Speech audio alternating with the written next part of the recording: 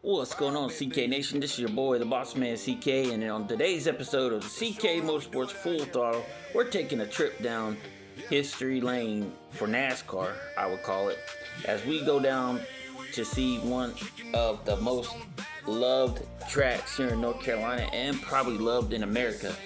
We're going to Rockingham Speedway. Known simply as The Rock, this legendary North Carolina Speedway has seen NASCAR champions crowned, heartbreaks endured, and one of the greatest comeback stories in motorsports history.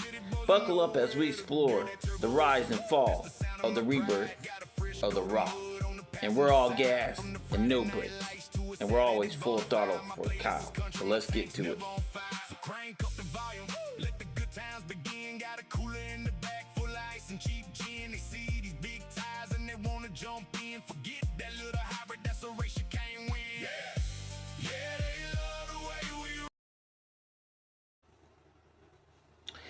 Alrighty, in the mid-1960s, racing promoter Harold Brasington envisioned a major speedway in rural North Carolina.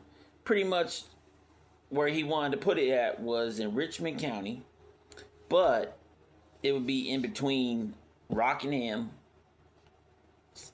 that's the city of Rockingham, and Southern Pines and Pinehurst and Aberdeen area in Moore County. That's where he envisioned this racetrack to go. So after getting it cleared and everything good to go, construction began on it in 1964, and the speedway opened in 1965 as a 1-mile oval. Soon after, though, it was reconfigured into a unique D-shaped 1.017 mile track that racers would come to know and respect. I think what made Rockingham special wasn't just its shape, it was the abrasive pavement. Tires wore out quickly, making tire management just as important as speed. Drivers would learn how to do tire management and learn how to save tires at that track. It was known, and still is known, as a driver's track. Darrell Waltrip said in a pre-race show one time that asphalt before the new repave was like driving on a cheese grater. After about 20 laps, that track would literally shred your tires to the point where you were at the point of managing until it was time to pit. Drivers often said that if you could win at Rockingham, you could win almost anywhere. The first NASCAR Grand National race at Rockingham was held in 1965. Throughout the 1970s and 1980s, the Rock became a staple of the NASCAR schedule. Legends such as Richard Petty, David Pearson, Kel Yarborough, Bobby Allison, the late great Dale Earnhardt Sr., Mark Martin, just to name a few, all found success at the Rock. Fans loved the close racing, while drivers respected the challenge. Unlike some speedways where horsepower dominated, Rockingham rewarded patience and skill.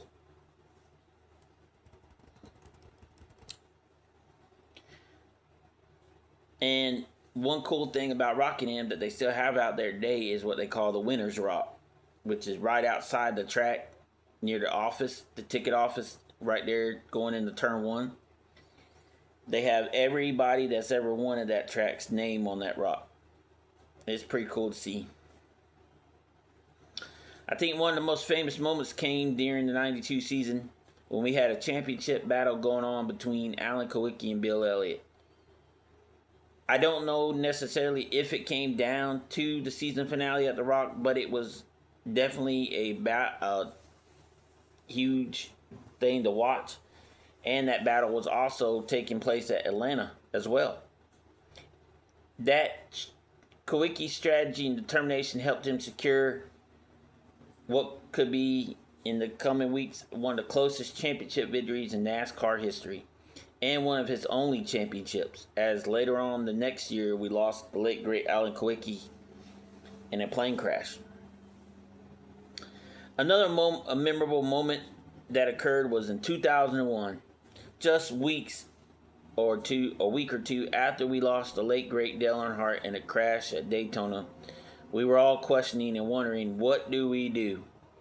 What do we do? Do we race again? Do we don't? Do we sit at home? What do we do? And it was determined that Dale Sr. wouldn't want us to sit at home. He would want racing to continue. So we went to Rockingham with heavy hearts, but we went to race that race. One of the moments during that race, though, was when Dale Jr., with the whole nation behind him, which everybody still is behind him today, crashed in turn 3 and 4, almost about the same way his dad did, after getting turned on lap 1 of that race.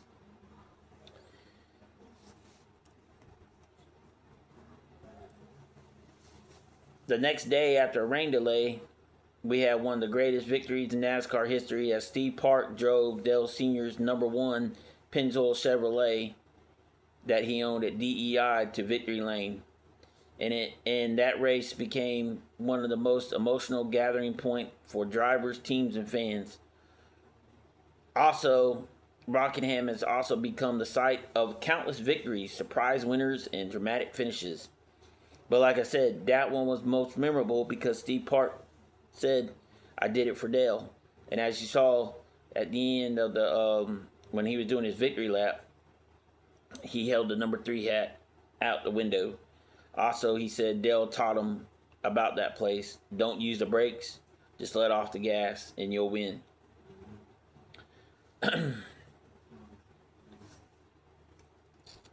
By the early 2000s, NASCAR was starting to expand. They were wanting to go to the West Coast. They were wanting to do more things than just Middle America and the East Coast. So, they were wanting to also expand to larger markets.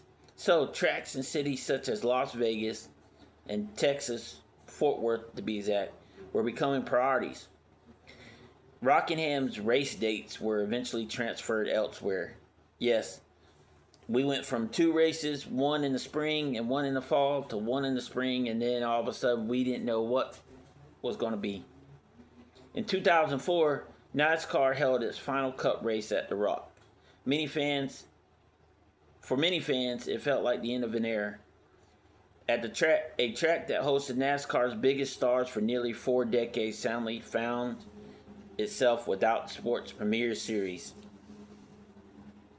Again, the track was owned by Speedway Motorsports, and they were wanting to expand. They had just built Texas Motor Speedway. They were wanting to get a date there. They were wanting to get a date at Vegas. So where do you get it from? Rockingham.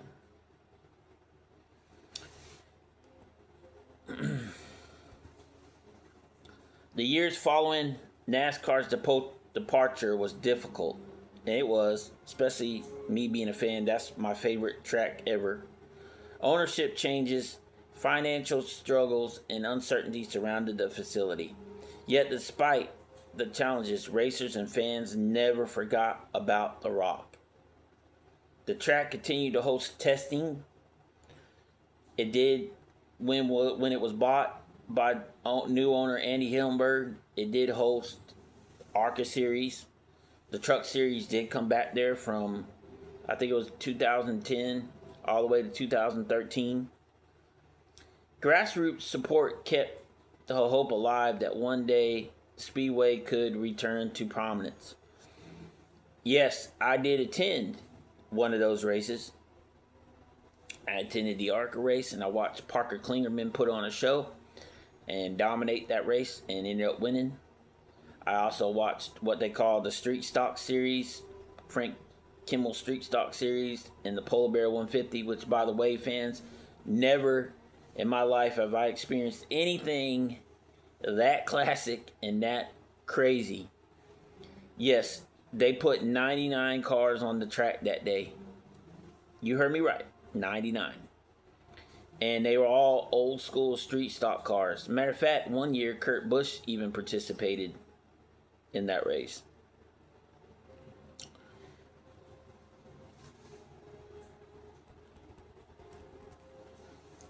Later on, after the truck race in 2013, financial hardships and struggles happened for Andy Hillenberg as well, and the track was closed again.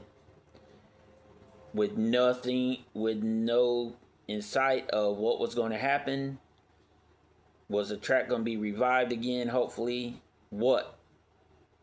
After they installed the safer barriers there, the reports were that Andy Hillenberg kind of, I wouldn't say got in over his head, but him and his partner kind of lost money on it, and they got too much in debt to the point where the banks came in and closed it. And now, mind you, too, he was doing upgrades to the track. I mean, he added the little rock behind the backstretch. He was doing things. He put safer barriers there. He was trying to make it work. But unfortunately, again, after one or two races, fan attendance started to slowly dwindle. And financial hardships of keeping the track going, this was too much to bear.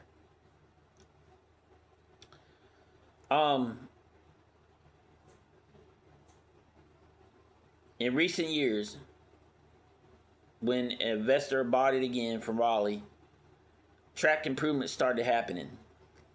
We seen pictures of where they were going in there. They hadn't done a repave yet, but they were going in there and they were filling gaps in the track. They repainted the walls. They were trying to make things happen. But the issue they were having as well was the track was so weathered out from earth issues and just grass growing up that for them to be able to host a race there, or for it to be able to be raceable again, a repave needed to happen. Now, yes, some drivers aren't fans of repaves. Never have been. They've said it before. They like tracks that are weathered in. But unfortunately, for this situation at the Rock, a repave needed to happen. My friend on the YouTube side, Stapleton, he did a great video of touring the Rock and how it looked. And we also learned that at the time, the seats in turns 1 and 2, the structure was starting to sink. So they had to tear them down. So, again, the future of the Rock was in the air. What would happen? We had new ownership with the Raleigh investment firm. So were we going to get some kind of racing back there? Who knows? They did do things like bring monster trucks there. They have which they still have today. They have the Myrtle Beach Drift Club that comes there and drifts on the road course. Yes, there is a road course inside the infield, but they drift on the road course there inside the Rock. They had testing from the Cars Tour, but after a test on the old pavement with the Cars Tour, they said they couldn't race there because the tire they had wouldn't hold out, and it would cost teams too much money to keep buying tires during the race to put on the car. So it was either we had to get a repave, or they were going to have to come up with a new tire. So here we are again. Where's the future of the Rock? What's going to happen? Well, when the grants came from the state, we finally were able to get an answer, and we got a repave. Yes, they repaved the track. So, everybody's all excited about that. We're ready to go, because not only that, we were kind of getting signs of there's hope here, because next thing you know, after the repave, we also revived North Wilkesboro. The Cup Series went to North Wilkesboro, so then everybody started talking again. Oh my God, they're in Wilkesboro. If they're in Wilkesboro, can we get them back to the Rock? Who knows? Maybe. We'll have to see. We're hoping. So like I said, in recent years, major investments helped breathe new life into the facility. Infrastructure improvements and renewed interest from racing organizations signaled a new chapter. Track Enterprises came in and was like, we're going to help you get this. I don't know what series we'll get here, but we're going to get a NASCAR race here. Later on, it was announced in November of 2024 that NASCAR would be returning to the Rock. Yes, NASCAR would be returning to the Rock. we would see the Craftsman Truck Series and the what is now the O'Reilly Series come back to the Rock. What seemed impossible became a reality as racing returned to the historic Speedway. For a long time, fans, it was proof that some racing traditions never truly disappear. For me, I love that track. It's my home track. I'm not too far down the road from it.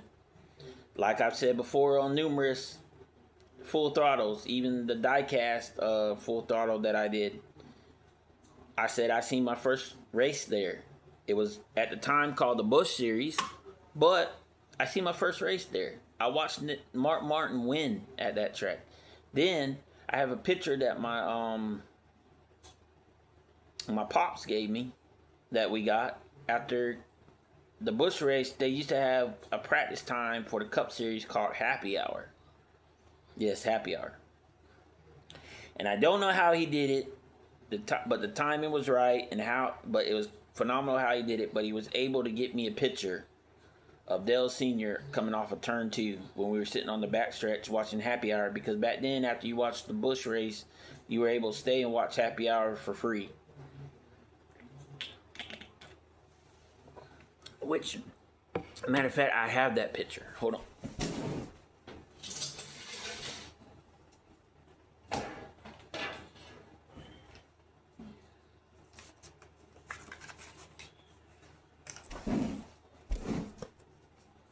There you see it, folks. CK Nation. Don't know how he did it. Still amazed to this day. Every time I go to my mom's house and I talk to him, I ask him, how did you do that? He says, I don't know, just happened to get it at the right time, but there it is. That was coming off of turn 2 on the backstretch.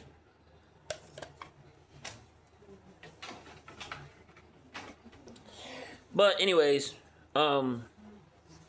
so again, finally, after years of wait, last year in 2025 and on Easter weekend, NASCAR officially returned to the Rock. And yes, I was there. Me and my wife were there. We sat on the front stretch. But it officially returned to the Rock with the Craftsman Truck Series and the NASCAR O'Reilly. Well, that was Xfinity, but it was O'Reilly Series. They returned there for another year again this past spring. Also, The Rock went through another ownership change and was bought by International Hot Rod Association.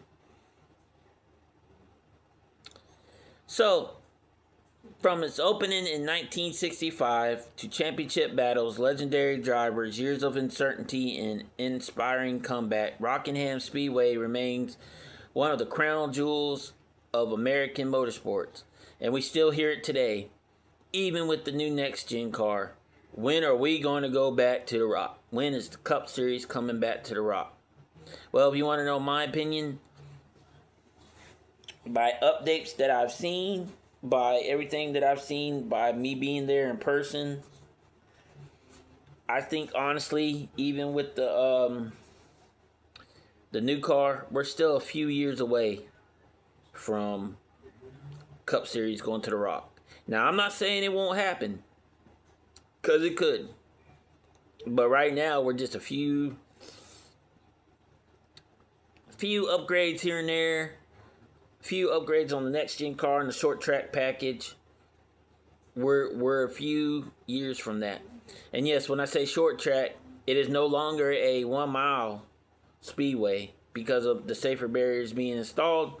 It is now under a mile. It's like I think they said it was 9.64. But either way, it is now considered a short track. So, if you ever sat in the grandstands, walked through the gates, or watched a race from the Rock, you know it's more than just a speedway. It's a piece of racing history. Great finishes have always happened there. A legendary finish was in 04 at the last Cup race there, when it came down to the last lap off of turn 4, and I believe, hold on, let me make sure I got this right before I put it out there.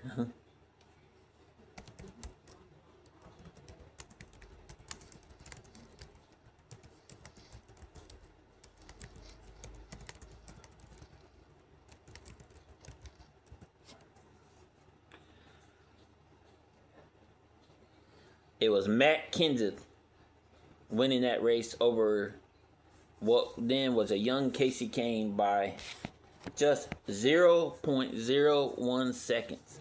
And I still believe that's the record for the closest win today. So, alright, CK Nation. Well, that's been another exciting episode of the CK Motorsports Full Throttle. Like I said, we're going to take these history tours from here on out and do ones once in a while. If you guys want me to go over a track that you like or you want to hear about, just leave it in the comment box. Also, again, thank you guys for always subscribing, liking, following, and keeping the nation growing, man. Like I said, this is fun every time I do this, and I love watching your comments and everything like that. So just keep the nation growing, man, and let's keep our love for NASCAR going. So, until the next time on the CK Motorsports Full Throttle, I'm the boss man, CK. We're always all gas and no brakes, and we're always full throttle for Kyle. And I'll see y'all soon.